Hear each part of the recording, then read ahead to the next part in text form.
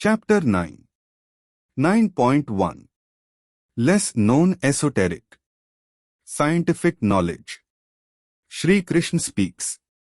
Verse number 1.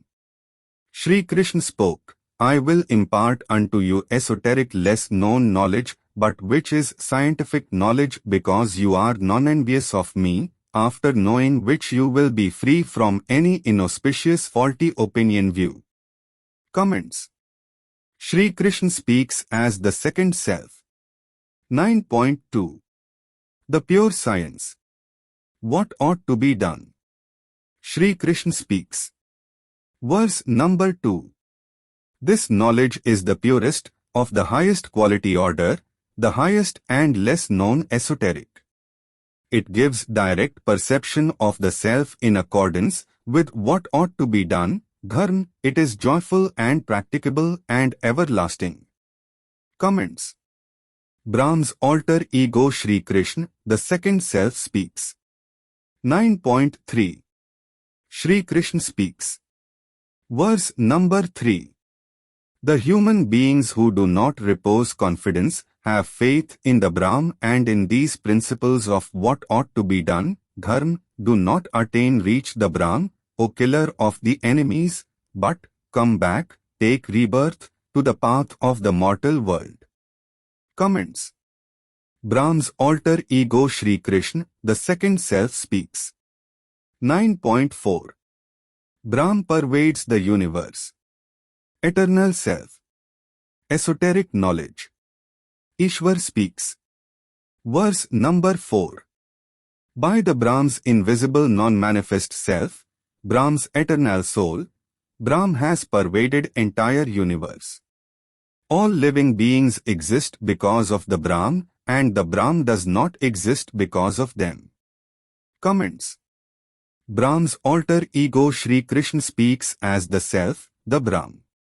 Shlok numbers 4, 5, 6 of chapter 9 may be read together for the correct understanding of their meaning and amplitude. In the above shlok, Brahm's alter ego Shri Krishna tells Arjun that Brahm's invisible non-manifest self pervades the entire world. Further, all living beings exist because of him. Although he pervades the entire world by his invisible non-manifest self, he remains independent of them all. The entire world is encompassed in him. Reference here is invited to Shlok numbers 4, 5 of chapter 7. Translation is as under: the soil, the water, the air, the fire, the sky, these and the impacted consciousness, impacted senses, the cunningness, buddhi, and in the same manner as above, the false ego are 8 components connected to nature, my, Brahm's, distinct part. Science far behind. Shlok number 5 of chapter 7 is as under: the said 8 components of the lower order, apara, are connected to the nature. In addition, is a higher order, param, consisting of the living entity as fragment of the Brahm as soul in the living beings. Brahm's soul pervades and supports this world, O mighty armed one. The above shlok contains part of the answer to the questions put by Arjun in shlok numbers 1 and 2 of chapter 8. What Shri Krishna discloses is that the so-called gross matter and non-gross matter, soul, are intermingled and intermixed in the entire universe. This is so irrespective of their visibility or non-visibility, manifest non-manifest. It is only recently that the modern science has accepted that there is no emptiness in the entire universe. Even a vacuum is not empty. 9.5. Less known esoteric. Scientific knowledge. Ishwar speaks. Verse number 5. Absolutely speaking, all living beings do not exist, rest in the Brahm, are connected to the Brahm. Understand that. By Brahm's sovereign absolute power, the creator of the universe, the Brahm is the maintainer of all living beings. Brahm's soul does not exist in every living being, because only a fragment of his soul exists in all living beings, although Brahm is the creator of all living beings. Comments. The second self alter ego Sri Krishna speaks as the self, the Brahm. Shlok numbers 4, 5, 6 of chapter 9 may be read together for the correct understanding of their meaning and amplitude. The above shlok seeks to refer to the multiple role of the Brahm creator in creating the universe with its contents like nature and the living beings. The shlok also indicates that the Brahm creator maintains the universe including nature and the living beings. The relationship of nature, the creator, and the relationship of the living beings with the Brahm creator is to be correctly understood in view of what has been observed in the preceding shlok number 4 of chapter 9. There it is said that he pervades the entire world. This necessarily means that his living self pervades the nature as also the living beings in fragmented or atomized form including the interstellar spaces as soul. Please also refer to commentary under Shlok numbers 72 of chapter 2, 27, 37 of chapter 3, 43 of chapter 6. 9.6. Science. World in fold of Brahm. Omni-body. Esoteric knowledge. Ishwar speaks. Verse number 6. Just as the pervasive, multi-purposed, multi-directional air exists everywhere in the space. Similarly, you should understand that the entire world exists in Brahm's fold thus. Comments. Sri Krishna speaks as the Brahm. This shlok has to be read as clarificatory of the previous shlok numbers 4 and 5 of chapter 9 and be read with shlok number 42 of chapter 10. Reference may be made to shlok number 5 of chapter 7, where the higher order and lower order of the creation para and apra have been mentioned. Nature and the sky, Akash, have been described as part of the lower order, apra. It may be stated that there is no contradiction or even variation in the statement of the relationship between the Brahm and his creation or any part thereof.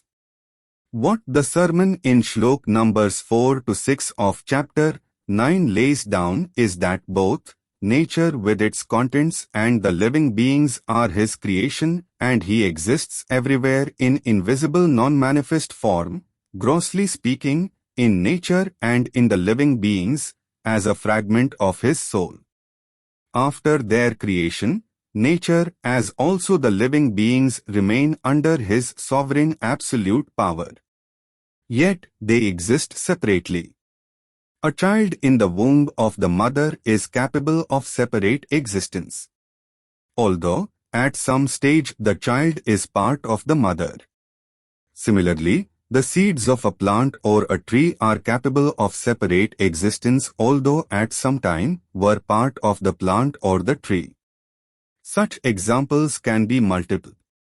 Separate existence ultimately terminates only by the soul of the individual living beings merging with the Brahm. The matter is never destroyed except when Ishwar wills. The soul of living beings disappears only on its merger with the Brahm, moksha.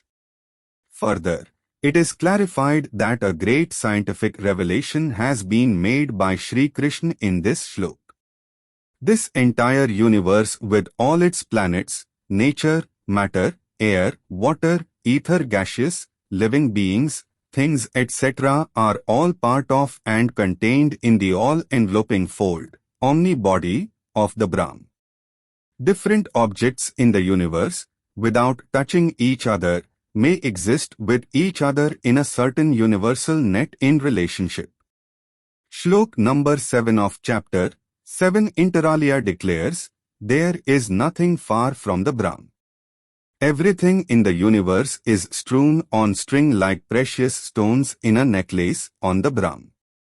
This entire relationship may be described as if held together in a net.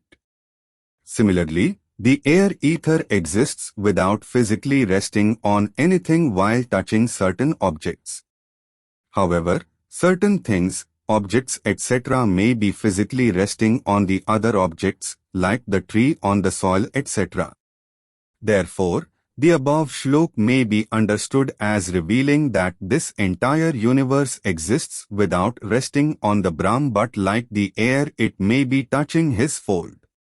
The shlok also clearly reveals that the universe is not stationary, just as the air in the sky is not stationary. Another revelation made is that the air, gaseous substance, is all-pervasive, indicating absence of emptiness in the universe. Note 1. The word bhutani in the above shlok has different meanings in dictionaries. The meaning adopted above is according to the context, as also some of the dictionaries. 2. For further description of the universe, please see shlok number 42 of chapter 10. 3. The word understand in translation above indicates for practical purposes. 9.7. No general destruction. Role of nature. Ishwar speaks. Verse number 7. O son of Kunti, at the end of a period of time, all living beings come under the control of nature created by the Brahm. Again, after a period of time, Brahm helps to cause the living beings to come out of the control of the nature. Comments. Shri Krishna speaks as the Brahm. Shlok numbers 7 to 9 of chapter 9 may be read together for their correct understanding and purport. 1. This view is different from the view ascribed to Vedas by some persons in chapter 8. Shlok number 7 of chapter 9 contains a very vital philosophical principle of this sermon regarding the role of nature in impacting the living beings adversely over a period of time. The alleged phenomena of destruction cyclically has been adopted by some persons wrongly. It may be noted that there is no reference to any destruction of the earth or the universe. Live no fear functions of nature. 2. The key to correct understanding is provided by shlok number 9 of chapter 9, where Ishwar declares that since he is unattached to his actions, he remains unaffected by the result. Secondly, shlok number 7 of chapter 9 gives up the concept of Brahma's day or Brahma's night and instead uses the word kalp. This change is on purpose. The purpose is to negate the thought of Brahma's day or Brahma's night with all its amplitude. What we are being taught is that after a period of time the living beings gradually become less concerned with the philosophy and practice of the eternal triad, Avyayam Yogam, mentioned in shlok number 1 of chapter 4. This situation leads necessarily to the rise of and control of the trio, i.e., 1. Fruitive goodness, Sattva, 2. Fruitive keenness, Rajas, and 3. Fruitive ignorance, Tamas, which are products of nature. Thus, the trio above mentioned has the better of the eternal triad, Avyayam Yogam, mentioned in shlok number 1 of chapter 4 by the Brahm himself, at the end of a period of time. At this stage one may usefully remind oneself of shlok numbers 7 and 8 of chapter 4, where the necessity of manifestation of an alter ego of the Brahm is declared. The second part of the above shlok clearly indicates that the Ishwar's intervention causes the living beings to gradually wriggle out of the trio aforementioned. This means that the nature loses its control on the living beings. Once again, the eternal triad, Avyayam Yogam, has overcome the effects of the trio and therefore of nature. 3. The word kalp in shlok number 7 of chapter 9 refers to a period of time. Time is directly related to the Brahm. Time has not ceased to run from its very beginning, nor it will stop running in future. The divisions of time are therefore artificial and made only for convenience. Shlok number 9 of chapter 9 is only clarificatory of the position taken in this sermon that all living beings are bound by the effects of their actions. Of course, only the Brahm is not subject to any effects of his actions. The state in which the living beings may be reborn will be with the effects of their past actions. This may be kept in view that the Brahm Ishwar and the place of his abode are eternal. Further, it may also be kept in view that the souls of the living beings are also eternal and not subject to any so-called general dissolution annihilation. Brahm's Ishwar's overview. Furthermore, it may also be kept in view that the effects of the actions, karmic effects, and the effects of the instincts as stated in Shlok numbers 7 and 8 of chapter 15 of the living beings which are carried forward by the souls are also not wiped out. Please also see Shlok numbers 8 to 10 of chapter 9, 7 and 8 of chapter 15. It will be illogical to view that all living beings die on the happening of the so-called general dissolution annihilation. According to this sermon, no such event has to occur. It may be only reappearance and disappearance of the earth from a certain position at the worst. All the effects, good and bad of the living beings cannot be wiped out without their enjoying the effects of their actions and instincts. Sri Krishna's view given set out in Shlok number 18 of chapter 8 is acceptable to the science also. If at all, the so-called disappearance of this earth may only be for those living on the higher planets. It may be kept clearly in view that Sri Krishna's efforts in Bhagwat Gita have been towards allaying the fear of death and destruction.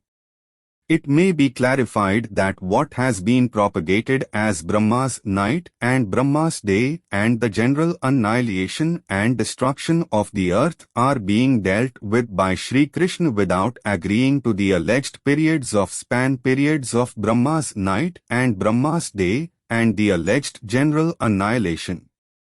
Sri Krishna is explaining these events as not very material as affecting the earth and its living beings. These living beings need not be under any apprehension at all. We should remember that Ishwar has allowed all living beings full opportunity to develop their initiatives etc. as also to know the good and bad that the nature or its forces do and to make full efforts to avoid the ill effects. Any intervention by Ishwar in the affairs of the living beings has to be in rare situations. The alleged general destruction annihilation or the alleged appearance and disappearance of the planets and their inhabitants, in the sense of ceasing to exist, is ruled out in this sermon as clearly indicated by number 2 of ch.14. The translation thereof is reproduced. On attaining this knowledge one may reach Brahm's level of sensibilities. Nor one feels distressed by the appearance and disappearance, creation and general destruction alleged. 9.8. Nature under Ishwar. Role of nature. Ishwar speaks. Verse number 8. Again and again, the collection of all living beings in this universe reappear from under the dependence and control of nature due to his, Brahm's, will. Comments. Sri Krishna speaks as the Brahm. Shlok numbers 7 to 10 of chapter 9 may be read together. It may be noted that there is no reference to any destruction of the earth or the universe. Reference may also be made to Shlok numbers 18 and 19 of chapter 8. The clear purpose of the shlok is that the living beings, which will include flora and fauna, animal life and plant life, are definitely subjected to different situations including rain, shine, etc., which may have a tendency to come in the way of progression of the living beings. The Creator naturally minimizes or removes the impact of the nature so that the very purpose in creating the living beings and blessing them goes on and on. 9.9 Ishwar's action. Why no sin? Auto-elevation. Ishwar speaks. Verse number 9. Actions that the Brahm undertakes are done in neutrality, without attachment, and there is no adverse effect on him, as no sin is committed, O Arjun. Comments. Shri Krishna speaks as the Brahm. The above shlok has described the role of the Creator Brahm in his multifarious activities. He is identifying the nature of the activities of the Brahm Creator and stating as to why his activities do not result in any sin wrong. He is not absolving the Brahm the Creator because of his preeminence and absolute power. The Brahm's actions have no adverse effect as no sin is committed. The above test applied in the case of the Brahm has also been applied in case of humans. However, in the case of humans, if certain other conditions exist, e.g. discharge of duties, benefit to the society, etc., the humans have the entitlement to higher planets, including merger with the Brahm by way of auto-elevation. Reference may please be made inter alia to shlok numbers 2, 15, 37, 38 of chapter 2.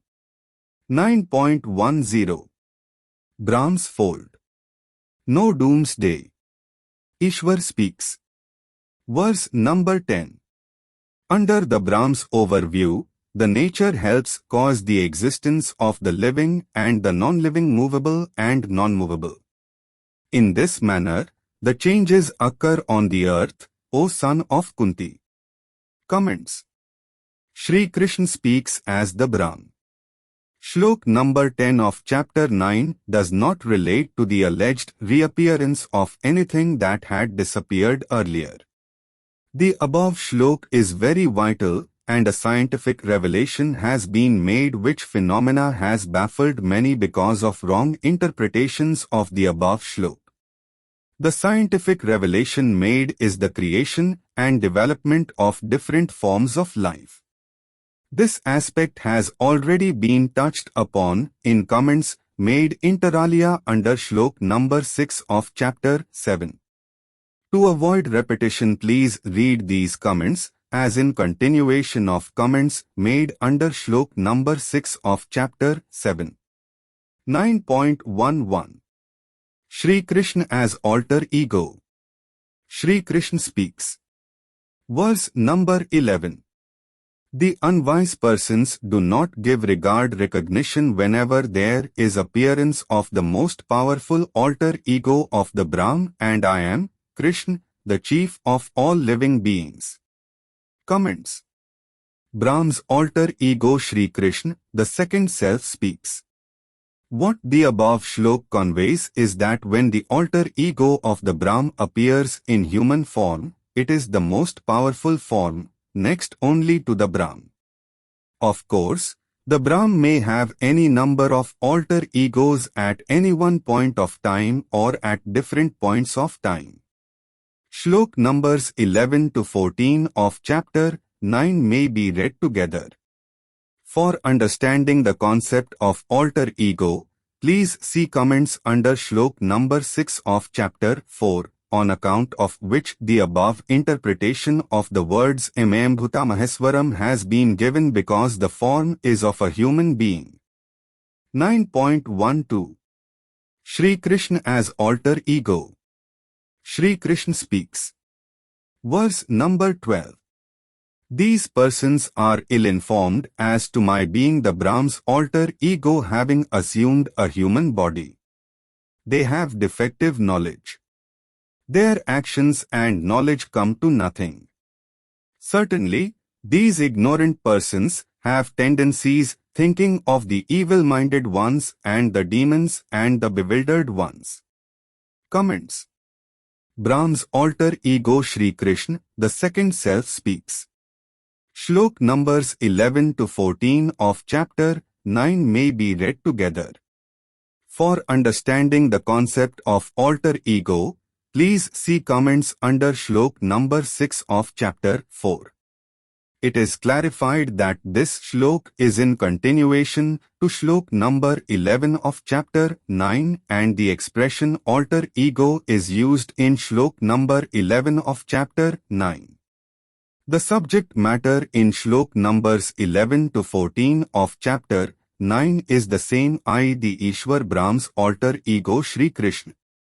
Note: the above word Shrita has been interpreted according to one of its meanings given at page number 1604, a Sanskrit English Dictionary, edition, 2008, edited and revised by Pandit Ishwar Chandra, Parimal Publication, Daryaganj, Delhi. 9.13. Shri Krishna speaks. Verse number 13. O Parth, the wise good persons know me to be the Brahm's alter ego, divine creation, who is the eternal creator of all living beings. They exclusively follow and practice Brahm's teachings, etc., and as repeated by Shri Krishna. Comments. Brahm's alter ego Shri Krishna, the second self, speaks. Shlok numbers 11 to 14 of chapter 9 may be read together. For understanding the concept of alter ego, please see comments under Shlok number 6 of chapter 4. 9.14. Shri Krishna speaks. Verse number 14. These persons are always and ever conscious of my divine origin and try to follow and practice Brahm's teachings, etc. with sincere belief, with firm determination and without ego, in humility. Comments. Brahm's alter ego Shri Krishna, the second self, speaks. 9.15. Holy view outside the human body. Ishwar speaks. Verse number 15. Those on the path of knowledge try to see only single one view out of many different one's ways, certainly have sincere belief in the Brahm having omnipresent faces. Comments. Shri Krishna speaks as the Brahm. Shlok numbers 15 to 19 of chapter 9 may be read together. Shlok number 15 of chapter 9 precedes Shlok numbers 16 to 19 of chapter 9 and therefore, Shlok numbers 16 to 19 of chapter 9 should be read as if in continuation of Shlok number 15 of chapter 9. The Shlok also clearly indicates that the holy sight of the Brahm can be seen right in front of a living being person and not within the body of the living being person. Since the fold, omni-body, of the Brahm encompasses the entire universe world, it will be incorrect to say that the Brahm can be seen inside the human body. 9.16. Correct action. The only path. Ishwar speaks. Verse number 16. Brahm is the ritual. Brahm is the ceremonial fire, Havan. Brahm is the oblation to the dead ancestors. Brahm is the medicine. Brahm is the incantation, hymn. Brahm is the clarified butter, ghee. Brahm is the fire and Brahm is the offering to the fire. Comments. Shri Krishna speaks as the Brahm. Shlok numbers 16 to 19 of chapter 9 may be read together. What Shlok number 16 of chapter 9 is intended to convey is that the Brahm is the cause of all that is stated in the Shlok. What the Brahm has created need not to be offered back to him in any such way. The rituals mentioned in Shlok number 16 of chapter 9 are carried out in Brahm's name wrongly. The process is carried downwards for deities. Ishwar Brahm requires correct action as directed in Shlok numbers 9 to 14 of chapter 3. Not rituals or the like. 9.17 Omkar. Ishwar speaks. Verse number 17. Brahm is the father of this universe. Brahm is the mother of this universe. Brahm is the supporter maintainer. Brahm holds the universe in his fold.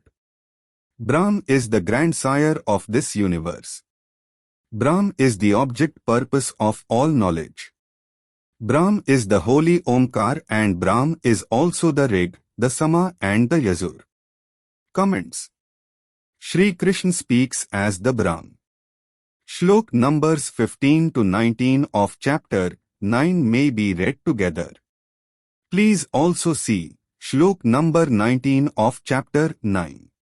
The Brahm is owning up everything that has been created as a result of what the Brahm has created.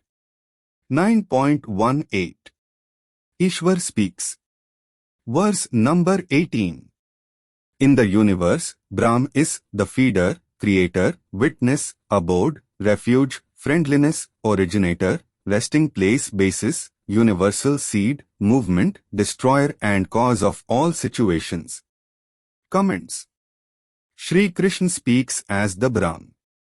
Shlok numbers 15 to 19 of chapter 9 may be read together. Please also see Shlok number 19 of chapter 9. 9.19 Shri Krishna's humility. Personified, living example. Ishwar speaks. Verse number 19.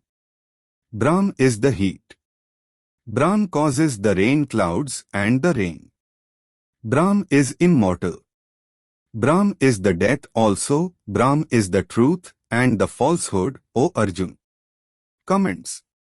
Shri Krishna speaks as the Brahm. Shlok numbers 15 to 19 of chapter 9 may be read together. The great purpose of Shri Krishna in this sermon is one only. He wants all doubts and dualities in all fields of life to be removed in order that discharge of all duties is correct. The Brahm is the creator of the universe as well as of the nature as also anything else or any living beings. Either a thing has been directly created by him or it may consist of the things created by him or created by someone, some force, nature etc. which has been created by the Brahm. On the level of a thought, Shri Krishna is laying very great stress on enlightened action via triad I correct knowledge, correct analysis applied intellect, Buddhi Yoga, including rationality, Sankhya, and correct action, Karma Yoga, and that too without longing of any result as a reward, non-fruitive action. This is only one highest sublimated position for auto-elevation to moksha. Of course, the heaven and the higher planets are the lower places for elevation after death. Because of overall divine authority of the Brahm creator, the deities have been recognized as having small role to play. But that is all under the overview of the Brahm. Shri Krishna's humility and sense of equality is clear in that Brahm is in animals and Brahm is in smallest living beings. Please also see Shlok numbers 18 of chapter 5, 29 and 30 of chapter 6, 10 of chapter 8. 9.20 Ancient Most Knowledge. Auto Bypass. Heaven Pious Deeds Required. Ishwar speaks. Verse number 20. Those who do pious acts and are rid of sins but pray through the performance of sacrificial fire, Havan, for elevation to the heaven, but drink the som juice, assuming the three Vedas as if part of Brahm's creation, they reach the planet abode of the Indra, Indralok, and enjoy the delights of the deities in the heaven. Comments. Shri Krishna speaks as the Brahm. Shlok numbers 20 and 21 of chapter 9 may be read together. The above translation has been rendered in view of several previous shloks. Reference: Inter alia may be made to Shlok numbers 42 to 46, 52, 53 of chapter 2, 3 of chapter 3, 12, 21 of chapter 4, 20 to 23 of chapter 8. In Shlok number 42 of chapter 2, Shri Krishna speaks as follows: those who really are ignorant but talk like high priests and talk in flowery language in the name of the Vedas and keep the people engrossed beguiled therein and persistently say, there is nothing beyond it. In Shlok number 45 of chapter 2, Shri Krishna speaks as follows: he, Arjun, should rise above the three attributes caused due to nature and dealt with by Vedas. In Shlok number 46 of chapter 2, Shri Krishna speaks as follows: a well is not of any relevance when the area gets flooded with water. The Vedic knowledge of the so-called learned persons is like the well in the face of the flood of knowledge.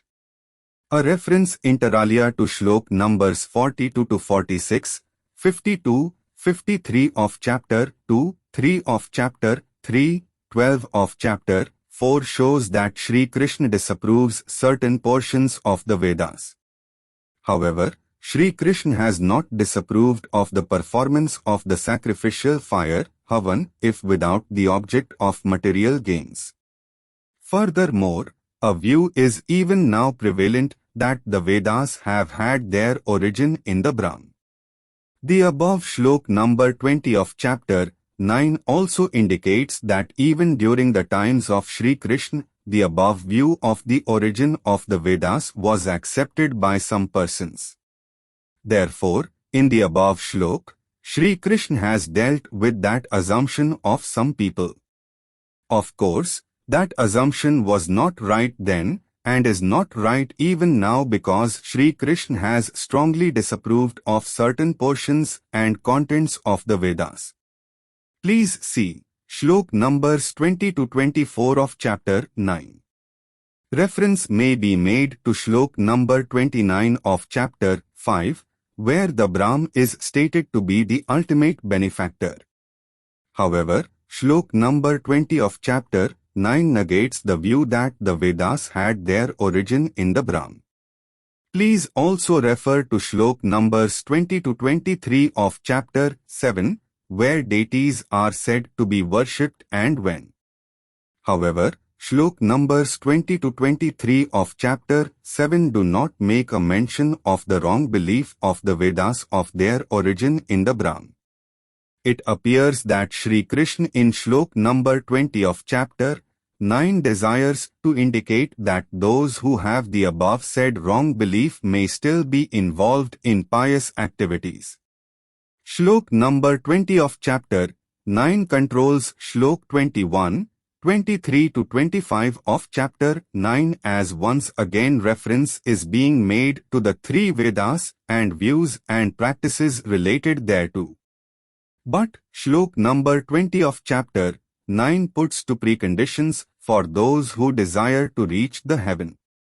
Firstly, such persons have to do pious deeds. This has to be different from performing of Havan and connected thereto the ceremonies. Secondly, the effects of any incorrect actions have to be neutralized by suffering the effects. But how does a person know what is a pious act and what is a sinful act? To understand the concept of pious acts and sinful acts, one has perforce to look to the principles reiterated by the Brahm's alter ego Shri Krishna in chapter 2, 2 and 3, 3 of the sermon of Bhagwat Gita. It bears repetition to quote Shlok number 1 of chapter 4 of this sermon, which is as under: I, Brahm Ishwar, had explained this concept of Avyayam Yogam, hereafter referred to as eternal triad, eternal conjointness, to Vivaswan. Vivaswan explained this concept of the tests and principles are of eternal value. Anything not in accordance therewith at any time will not be correct and therefore not right and pious.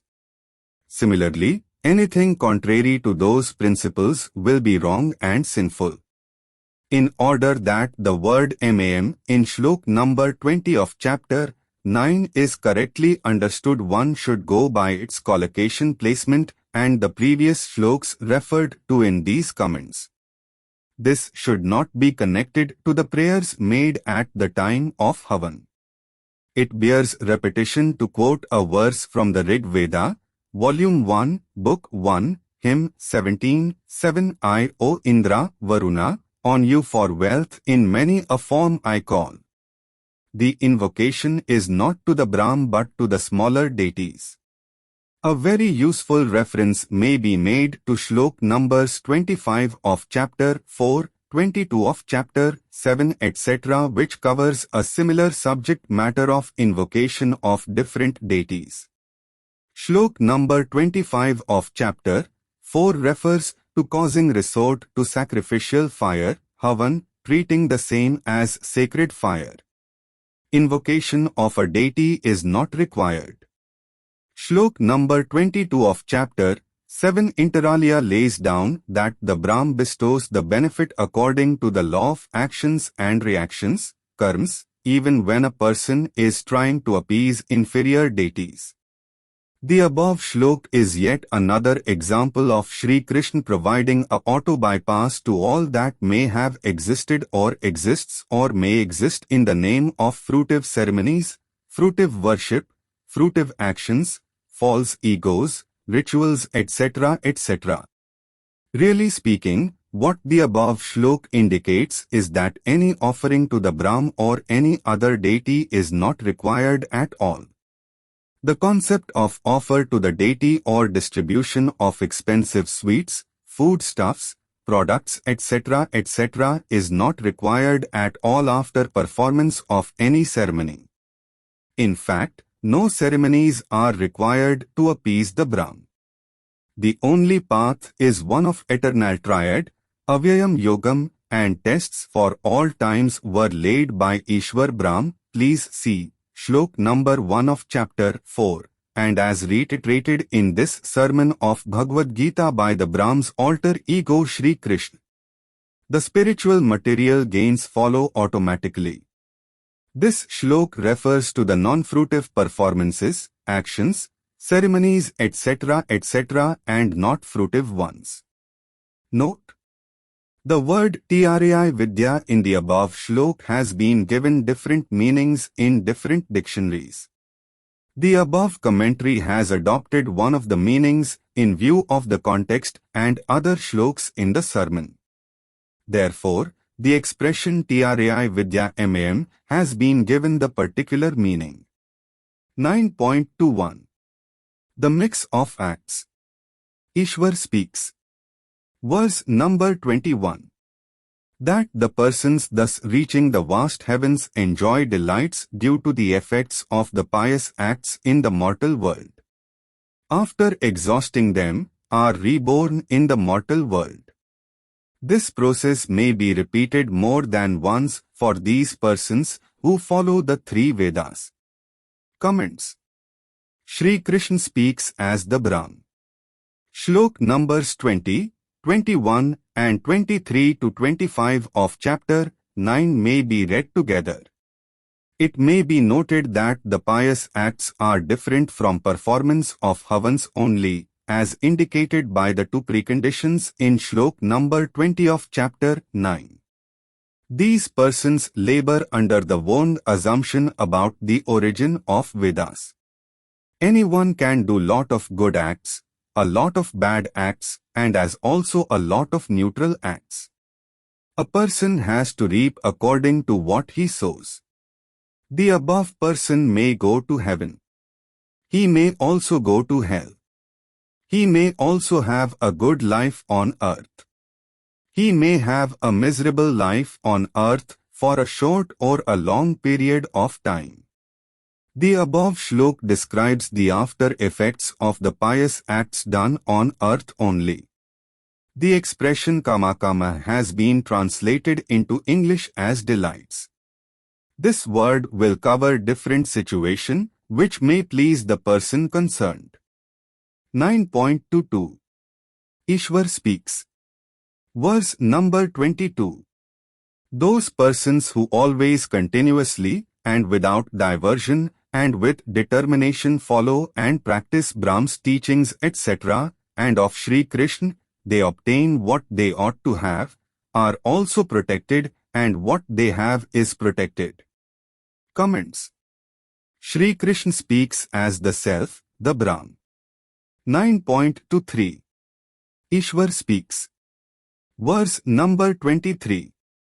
Those devotees who sincerely faithfully perform sacrificial fire for different revered ones deities, O son of Kunti, certainly, they really perform the sacrificial fire for the Brahm. Although, their performance may not accord with the correct principles. Comments. Sri Krishna speaks as the Brahm. Shlok number 25 of chapter 9 indicates the true meaning and purport of Shlok numbers 23 and 24 of chapter 9. Clearly, performance of sacrificial fire for a deity or even the Brahm is not enough. Correct action is required as stated many times in this sermon heretofore. It is this reason that pulls down the person to lower and lower levels of life. 9.24 Ishwar speaks. Verse number 24. Since Brahm is the ultimate destination of all the sacrificial performances fire, Havan, these persons do not know of the Brahm's divine and eternal nature. Therefore, they slip down to the lower levels of the life. Comments. Sri Krishna speaks as the Brahm. Shlok number 23, 24 and 25 of chapter 9 may be read together. Please see comments under Shlok number 23 of chapter 9. 9.25 Auto-elevation. Auto-bypass. Action-reaction. Ishwar speaks. Verse number 25. Those who conduct themselves with a view to pleasing the deities, ancestors, ghosts, such persons may reach them subject to their actions. Those who do their actions according to the teachings etc. of the Brahm and Sri Krishna reach him. Comments. Sri Krishna speaks as the Self, the Brahm. The shlok is subject to shlok number 22 of chapter 7. What is stated in shlok numbers 20 to 24 of chapter 9 is sought to be auto-bypassed by what is repeated in shlok numbers 25, 26 and 27 of chapter 9. The auto-bypass provides a clear view. Sri Krishna teaches us to practice and follow the processes of correct knowledge, Jnana Yoga, correct analysis applied intellect, Buddhi Yoga, including rationality, Sankhya, and correct action, Karma Yoga, as part of eternal triad. The highest spiritual levels including merger with the Brahm, Moksha, will follow as auto-elevation. What is repeated in shlok numbers 25 to 27 of chapter 9 providing a bypass, renders whatever is stated in shlok numbers 20 to 24 of chapter 9 as futile. This is Sri Krishna's way of disapproval of means, methods, practices, ceremonies, performance etc. 9.26 Dry leaf for Ishwar. Auto-bypass. Auto-elevation. Ishwar speaks. Verse number 26. A sincere offer even of a leaf, flower, fruit, water etc. is happily accepted by the Brahm if offered to him by a self-controlled and sincere person. Comments. The second self-alter ego Sri Krishna speaks as the Self, the Brahm. Shlok numbers 26 to 34 of chapter 9 may be read together. Brahm's simplicity, humility, egalitarianism, feeling of equality in living beings is time and again indicated in the sermon of Bhagwat Gita. Shri Krishna is showing himself as a leveler in society. Devotion to work and duties, taking of correct action, etc. have been recognized as the only path leading to the highest positions in this universe, including the earth. No social thinker or political thinker, etc., before or after Shri Krishna has laid stress on such equality, simplicity, enlightened and knowledgeable action in society. The highest position even after death is reachable by ordinary persons without the medium of any agency through correct discharge of one's duties to all concerned. All the above principles repeated by his alter ego Shri Krishna are laid down by the Ishwar Brahm. Please see inter alia, Shlok number 1 of chapter 4. The focal point work is worship from work to world's creator. The above clear principle declared really obviates resort to ceremonies, rituals, sacrificial fire, mantras, etc. It also obviates resort to penance, austerities, retreat to mountains, etc. It also provides an auto-bypass resulting in auto-elevation to merger with the Brahm through the eternal triad. Work is the only offering required by Ishwar Brahm. Work should be the worship. Please also see number 31 of ch. 9 regarding the only vital test of discharge of one's duties properly. 9.27 Duty and work in life as offering to the Brahm. Ishwar speaks. Verse number 27. Whatever one does, whatever one eats, whatever one offers, whatever one gives away in charity, whatever austerities one does, should be done as an offering to the Brahm, that is in accordance with the Brahm's teachings, etc. and of Shri Krishna, O son of Kunti. Comments. Shri Krishna speaks as the Brahm. Shlok number 27 of chapter 9 should be read as subject to Shlok number 26 of chapter 9. If correctly understood, what Shri Krishna is indicating is that the offerings made in the name of the Brahm or any deities, etc. are not required.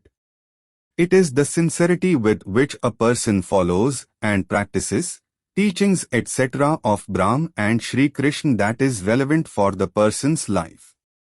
The materialistic approach linking the offering and its material value is wholly disapproved by the Brahm and Shri Krishna. It may be kept in view that the word asi refers to any person. It is not referring to Arjun in particular. Nothing can be acceptable as an offer to the Brahm which does not accord with his teachings, etc. and as reiterated by Shri Krishna. No selfish interest should be involved at all. 9.28 No sin, moksha. Doer non-doer witness only. Ishwar speaks. Verse number 28. The person is freed from the good auspicious or bad inauspicious result and the karmic effects of the action, as no wrong will be done, by a perfect stoic. He may be liberated and may attain the Brahm. Comments. Shri Krishna speaks as the Brahm. Shlok numbers 26 to 34 of chapter 9 may be read together. The above shlok has to be understood in the same sense as certain other shloks inter alia 32, 38, 39, 40, 51 of chapter 2, 9 of chapter 3, 21 of chapter 4, 12 of chapter 5. These shloks deal with the same subject matter as Shlok number 28 of chapter 9 above. For detailed discussion, please see the comments under these shloks.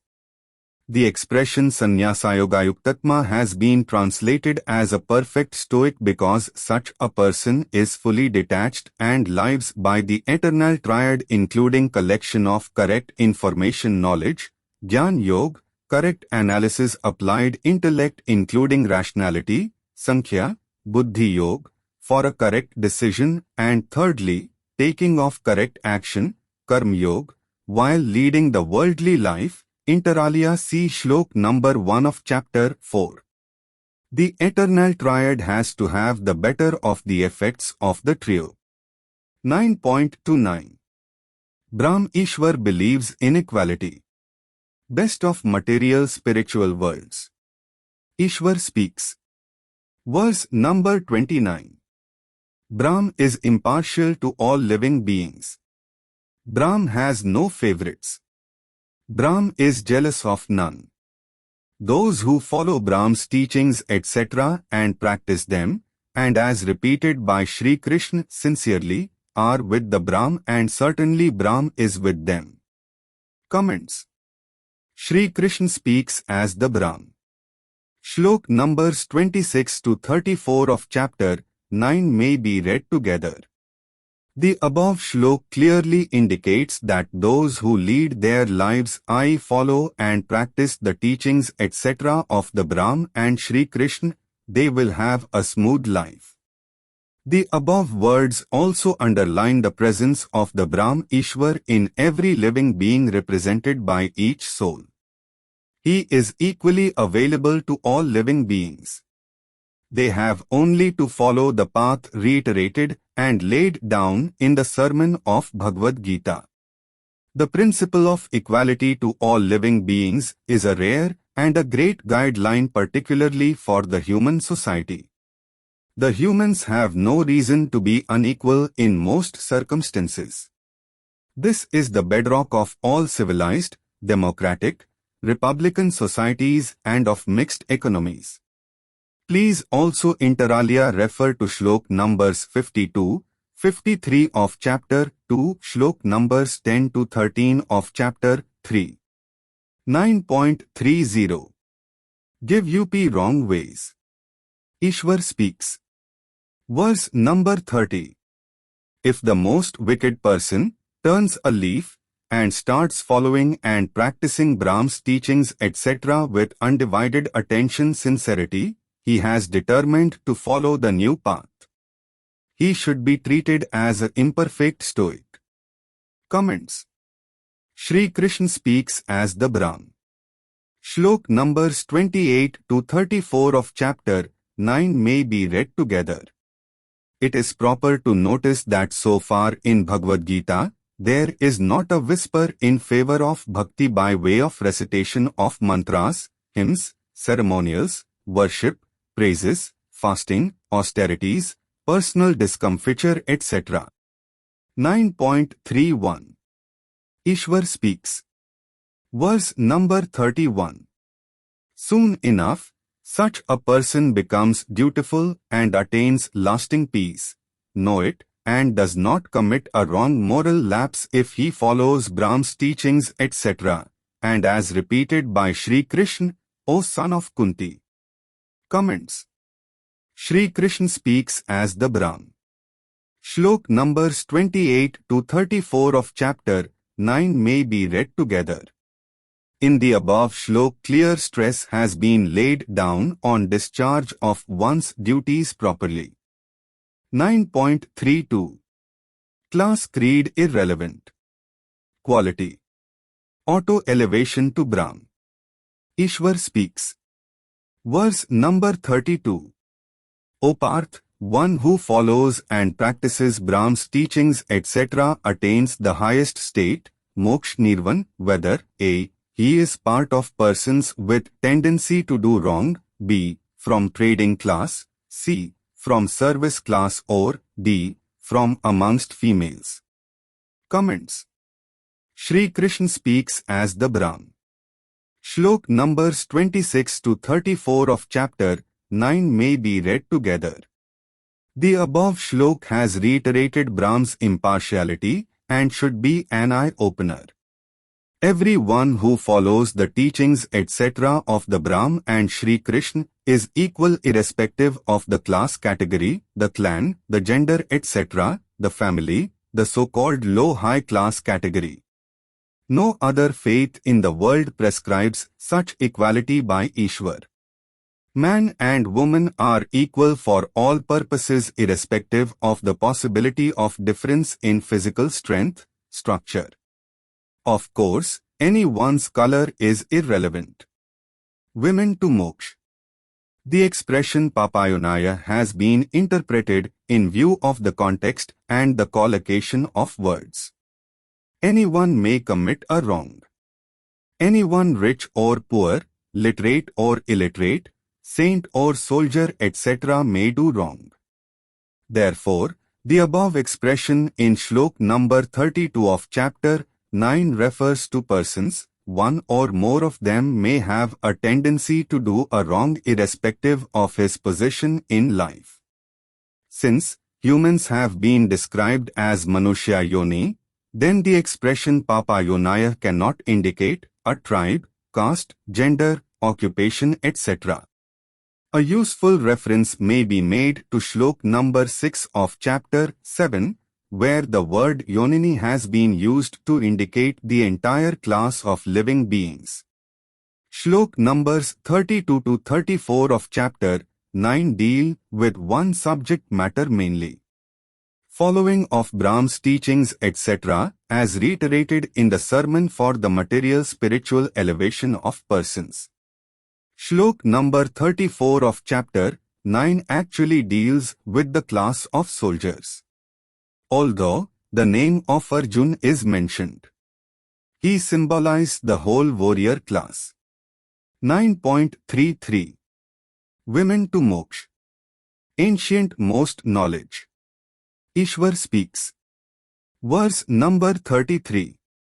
The learned persons, the righteous followers, the eminent researchers, scholars in the planets etc., where happiness may not be permanent, for some persons who follow and practice Brahm's teachings etc. merge with the Brahm.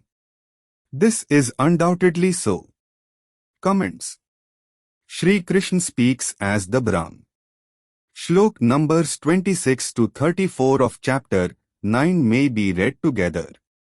In the above shlok, the word Brahman has been used to indicate a large variety of learned persons, be they professionals like lawyers, doctors, professors, judges, philosophers etc.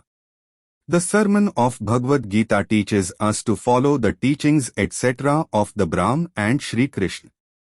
This includes development of stoicism in every person so that he, inter alia, overcomes the feelings of excessive joy and sorrow. Please see inter alia, Shlok numbers 20 to 27 of chapter 1, 13, 15, 44 to 46 of chapter 2, 19, 20 of chapter 3, 22, 23, 39, 40, 41 of chapter 4, 6, 7, 11 of chapter 5, 1 to 10 of chapter 6. A Stoic is an embodiment of many virtues including qualities of the eternal triad. A distinction may be kept in view that happiness and pain are different feelings. Even a non-Stoic may bear pain while being happy. A soldier may feel very happy as he had fought the battle well in spite of the battle injuries. This happiness continues throughout life. He proudly shows the battle scars to anyone including his family members.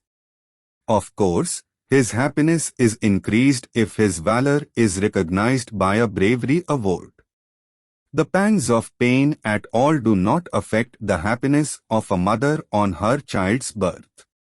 The expression Punya Bhakta has been interpreted as righteous follower. But the question arises as to what a person should follow so that his actions are righteous. The obvious answer is that he has to follow the most ancient knowledge as stated in Shlok number 1 of chapter 4 and Shlok numbers 9 to 13 of chapter 3, which had been imparted by the Brahm and reiterated by Shri Krishna including their teachings etc. in the sermon of Bhagwat Gita. 9.34 Brahm's ancient most knowledge. Fight. Moksha.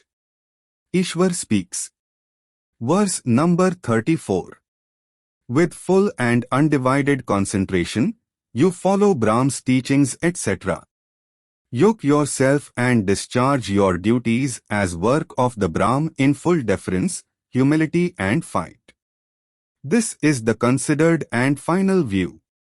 Thus, you will certainly merge with the Brahm as auto-elevation. Comments. Shri Krishna speaks as the Brahm. The shlok is self-explanatory.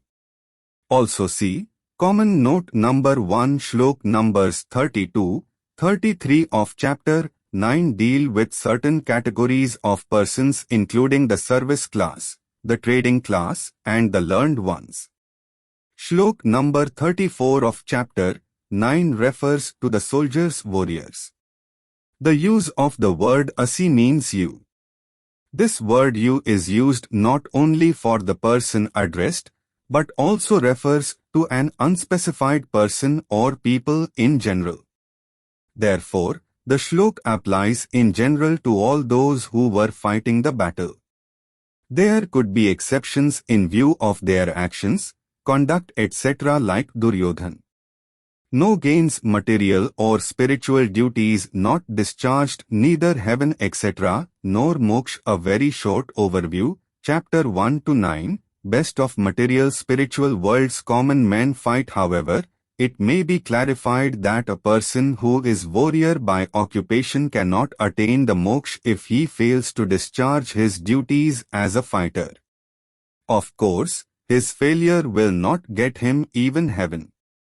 Failure to discharge his duties will tantamount to a wrongful act and a sin.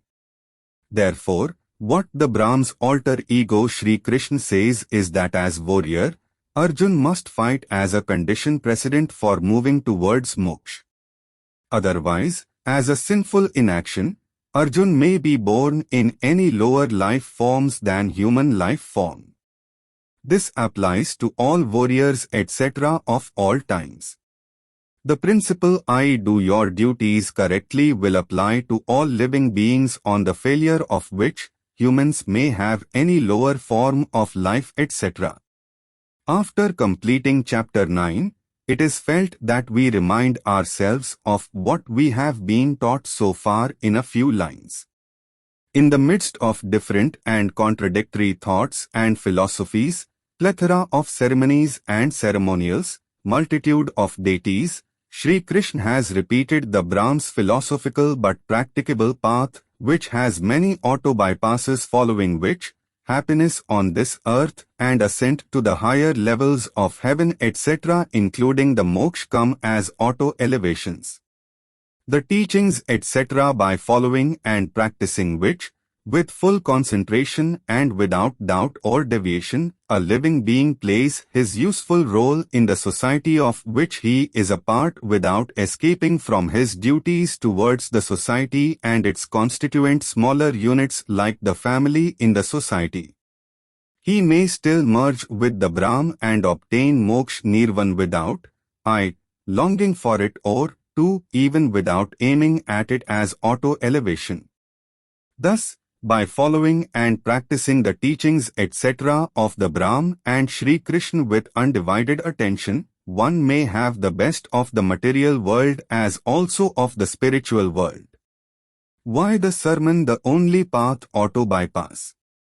It bears repetition to remind ourselves of the eternal triad, Avyayam Yogam, including inform yourself correctly, correct knowledge Gyan Yoga, analyze the information correctly, applied intellect including rationality Buddhi Yoga, apply the same for correct conclusion like a stoic correctly, correct action Karma Yoga. Thus be equipped to fully discharge one's duties of all kinds, responsibilities etc. without longing and with faith in the Brahm. This is the principle and the only path, very shortly and very simply stated. Since the Brahm decided to intervene on this earth, he issued forth created his alter ego, please see, shlok number 6 of chapter 4, to be manifested as Sri Krishna in view of the conditions social, moral, political, prevailing in general, as also the aberrations in the thinking processes, views, theories propounded etc. and the practices, ceremonies, religionism etc., all encouraging self-service, selfishness, arbitrariness etc. This required his intervention in human affairs, also affecting other living beings, and in particular, to deal with and to quell the forces causing the general degradation, degenerations etc. which according to the Brahm's judgment were not getting rectified. Therefore, Sri Krishna as Brahm's alter ego personally and through others tried to cleanse up and improve the conditions prevailing and to re-establish the ancient most knowledge given by the Brahm Ishwar to the world.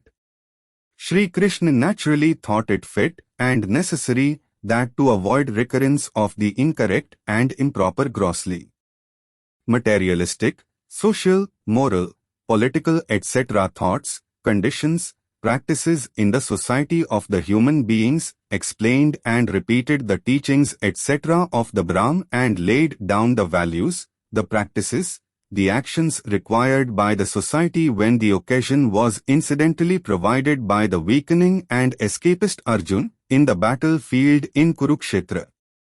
Not only certain prevailing practices were disapproved but rational effort was made to prune, synthesize, amalgamate etc. the then prevailing thoughts, philosophies, theologies etc. to accord with the ancient most knowledge given by the Brahm Ishwar. Please see inter alia, Shlok number 1 of chapter 4, the eternal triad, Shlok numbers 9 to 13 of chapter 3. Thus, the occasion provided by Arjun was utilized by Sri Krishna.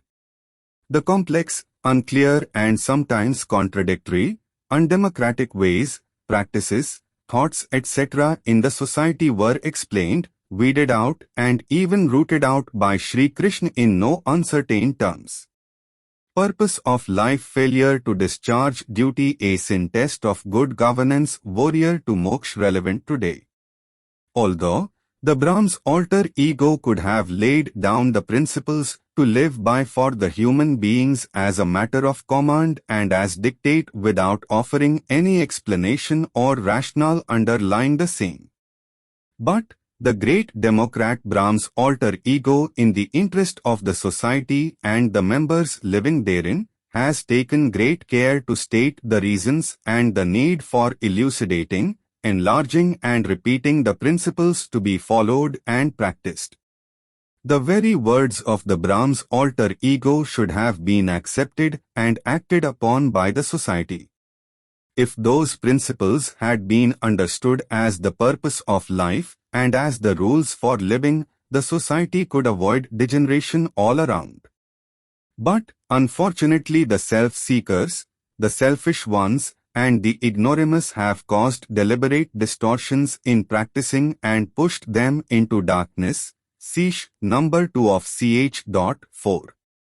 Part of comments under Shlok number 8 of chapter 4 bear repetitions as below. The condition becomes so bad that the common man is depressed beyond the degree of tolerance, or, if the conditions are so virulent and intolerable, human agencies fail to take the corrective steps, or, when the views and practices, norms of life become perverted or dangerous and likely to weaken the society in general. The Creator, i.e. the Brahm, is convinced of his intervention and he cannot depend even on his messengers or the deities.